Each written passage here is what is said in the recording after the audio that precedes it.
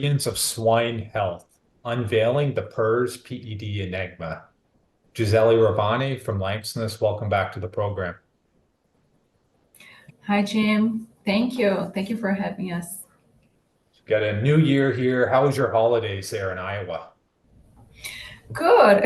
It was a little bit different what I'm used to, starting with the weather, because, I'm from Brazil and it's summertime in Brazil now, and here in Iowa it's winter, so it's very low temperatures. So it's good. Good. A lot of things to know. Well, you're busy with the upcoming trade show season. We got some important things to talk about today, PRRS and PED. I think you got a presentation. Can you enlighten us with what you have today? Yeah, I do. I prepared some slides, so I would like to share, of course, our business, our products, our portfolio. It's about biosecurity. Um, so I'm just gonna talk about a little bit about PRRS and PED, but also all the information that I'm going to share we can use not only for PRRS and PED, but also for any other pathogen, because although PRRS and PED are both very important diseases, there are other pathogens that are also important and can be very silent or cause, another diseases in the farm. So basically, our focus today will be PRRS and PED, but biosecurity is for everything, so not only for these two main pathogens. So I'm gonna share my screen. Just let me know if you can see the slide presentation. Yeah. It's the presentation mode, okay? Right. So that's it. As I mentioned, I'm gonna talk about a little bit how cleaning disinfection can help reduce the infection pressure. But again, it's not only for PRRS and PED. I'm mentioning these two pathogens because they are both very important for swine production here in the US and also in other countries. And one interesting thing, Jim, is that PRRS and PED, although you can find these two diseases in many different countries, there are some countries I'm gonna speak about the region where I used to work before coming to the US, in Latam, in South Latam. It's not every country that it's positive for PRRS and PED. So although it's a worldwide diseases, in the region where I used to work, there are some countries that are positive, others are negative for PRRS and PED. But again, the biosecurity measures should be the same, sometimes more intensified than others. But so I'm going to start with PRRS. PRRS means it's porcine reproductive and respiratory syndrome. So as the name says, it causes reproductive failures and also respiratory symptoms in the animals. And this disease is caused by a virus. And PRRS is the most economically significant disease that affects US swine production since the eradication of classical swine fever. That is another viral disease, and it's very important also. So PRRS is one of the most it's one of the diseases that impact the most the economy here in the US. And PRRS can occur in all ages of groups. So it can occur reproductive failure, more obvious in females, so in gilts or sows, but it can also affect some boars. And one of the interesting biosecurity points is realize where this infection is coming from. For example, semen. So an infected boar could be producing infected semen, and it could be infecting the females, the sows, or the guild. So it's one point of attention of biosecurity, for example. And about the respiratory syndrome is seen more often in young growing pigs, but it can also occur in naive finishing pigs and breeding stock also. And although it was initially reported in only a few countries, as I mentioned, PRRS it's now occurs worldwide in most major swine raising countries, but again, it's not 100% of the all swine producers countries that are PRRS positive. And now, one very important thing, and it's correlated to cleaning and disinfection procedure, is that the virus is highly infectious. So you just need a very little dose or amount of virus to contaminate. And why this is important? Because we need to keep or to maintain this area, this surface, these barns decontaminated or with as low amount of virus as we can. So that's why cleaning and disinfection is so important. And the virus is present in nasal secretions, urine, semen, feces, for example.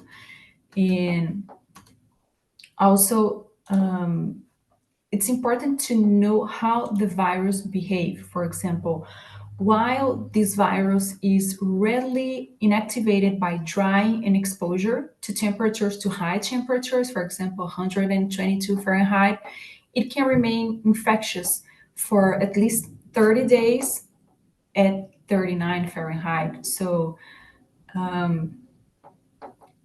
when we have low temperatures, or maybe during winter, or we need to pay attention also, because the virus is not it's active in this kind of surface, and it also can be active for 1 to 6 days at temperatures of 68 Fahrenheit. It's not that low. And also the virus can be viable between 9 to 11 days when kept moist. So that's why, again, we need to keep this surface clean. I'm not talking about just the barns, but also vehicles, for example. Pay attention on boot tips, disinfection also. So for PED, just changing out the disease, the PED, the definition is porcine epidemic diarrhea. So it causes diarrhea. It's a viral disease also, and it causes diarrhea in a large proportion of all ages of swine when epidemic. If it is endemic, then diarrhea will be more observed in lower morbidity in most of suckling and recent weaning pigs. So this disease has been endemic in Europe and Asia, but has not been present here in the US until the spring of 2013. One interesting point also is this disease only affect pigs. So, and there are not other known carriers or any other animal or species that can be a carry-on, or for example, including humans. So also PRRS affects only swine and the PED also. And again, one a very important point that it's correlated with cleaning and disinfection is that fomites and vehicles can also spread the virus indirectly. And so you need to keep, again, not just the barns clean and disinfect, but also the vehicles, any kind of tool that we are using inside the farm, blood tips disinfection, for example, any kind of tools or material equipment that we are bringing inside the farm also. And there is little information on the possible existence of carrier swine that could spread the virus. And on sites where PED is endemic, and there is frequent or continuous farrowing, this virus is maintained in successive generations of successive piglets. Why? Because the virus is there in that surface, in that area, in that barn. In the PED, the virus can survive for 7 days or even more in feces, and for 28 days at 39 Fahrenheit and 4 Fahrenheit. So it's important to know how many days the virus will be viable in different situations or different temperatures. So just changing a little bit now, not talking about just for PRRS and PED, but we mentioned that cleaning and disinfection are both important steps, but where are the gaps, or what are the gaps that are being done in these two steps? For example, first one, cleaning, is the cleaners. So, and also disinfection, because both products will help to reduce the amount of pathogen that we have on a surface. So we need to understand the log reduction. The log reduction is basically what you start with and what is left after the cleaning step and disinfection step. So, for example, here we have like a million CFU of bacteria, and after cleaning or after disinfection, we will have like 1,000 or 100 CFU of bacteria. So what it means that it's easier than to kill. What it's easier to kill, like a million of bacteria or 100 or 1,000. And even though 100, it's even easier to kill. So that's why also it's important to observe that the product that you are using, what is the log reduction that this product achieve? Because the more reduction it achieves, so the better, because it will what is left. So this is the question. So it will leave less pathogen in that surface than you started with.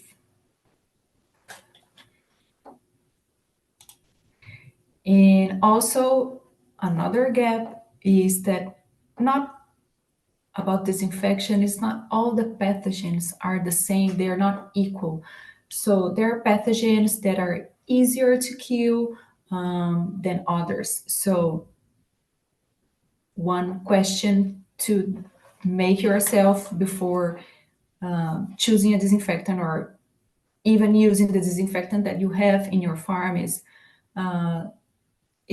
this disinfectant has been tested against, for example, PRRS and PED virus, and what is the contact time that I need, the temperature that it has been tested. For example, yesterday we had a snowstorm here in Iowa, so the temperatures are very low, and we will get even lower during this weekend. So, I mean, is the product that you are using has been tested for such low temperatures? What is the contact time that is needed?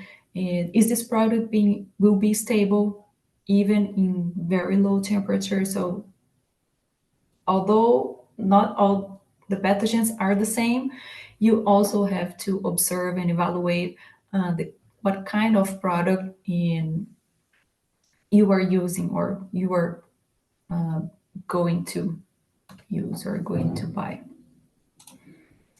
And here I just would like to share, this is a very interesting trial that was done in Canada, where the researchers, they tested the time saving when you only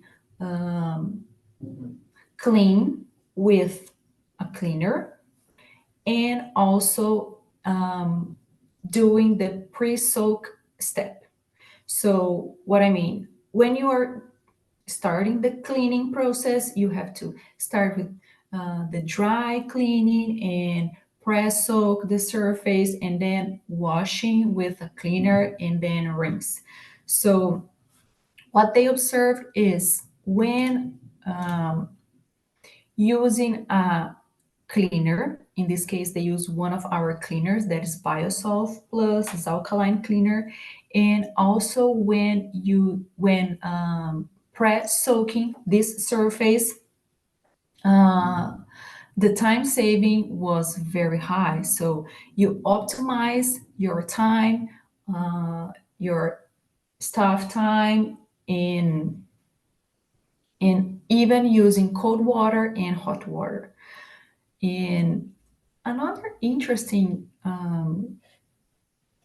data that they shared was the impact on days to market when only washing, only disinfecting, or no disinfecting, no washing these barns. So when you don't disinfect, just wash, in this study, it took 98 days to these animals go to the market, like achieve the size, or the size of going to the market.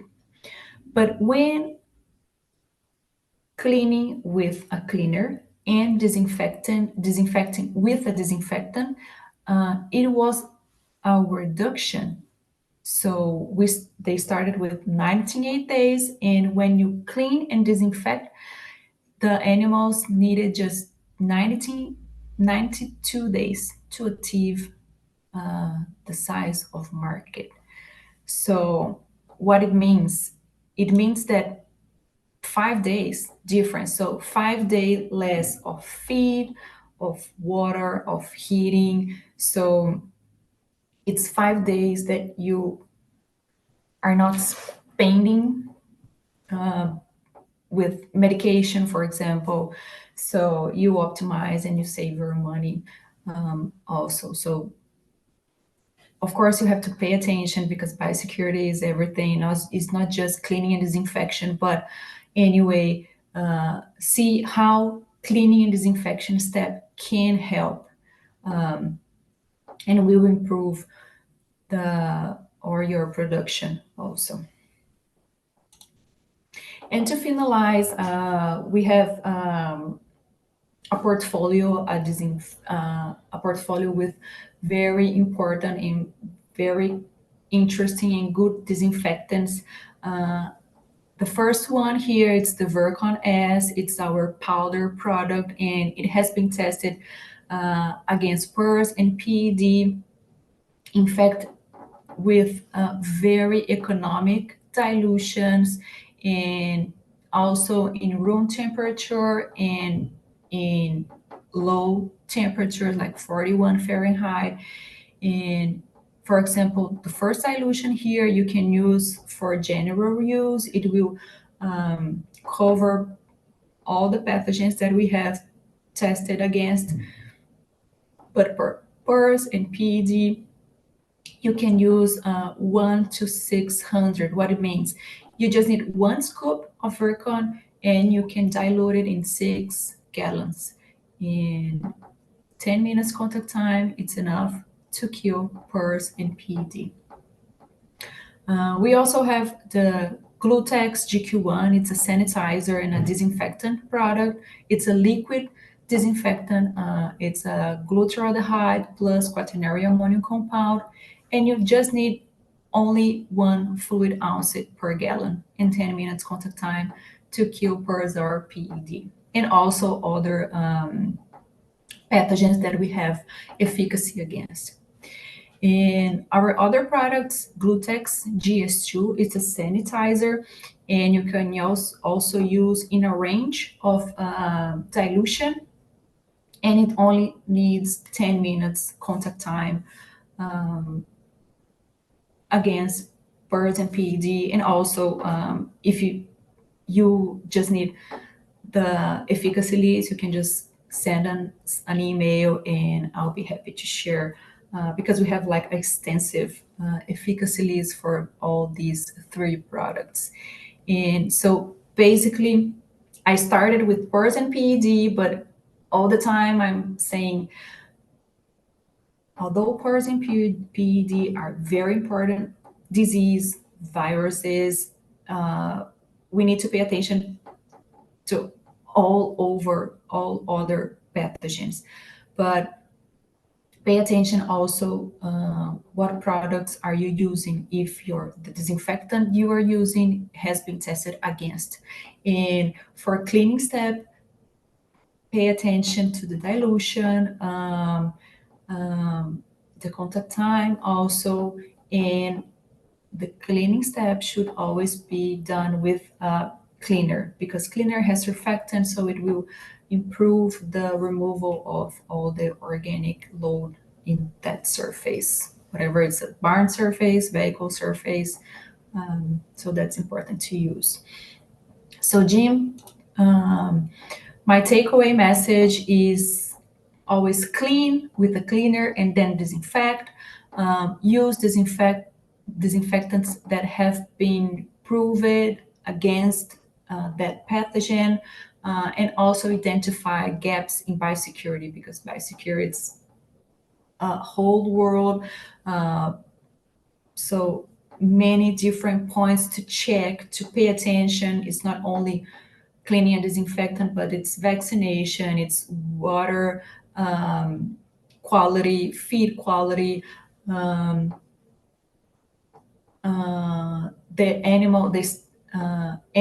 status of the animals that you are getting into your farm. So this is basically my takeaway message for today. And that's it. Thank you, Jim. So biosecurity, it's the whole approach, Gisele, and the graph that you showed was astonishing, the 5-day difference. And do you think it's as simple as just building habits to just focus on cleaning and disinfecting and just building that habit to do that? Yes. Yes, and it's building habits, and also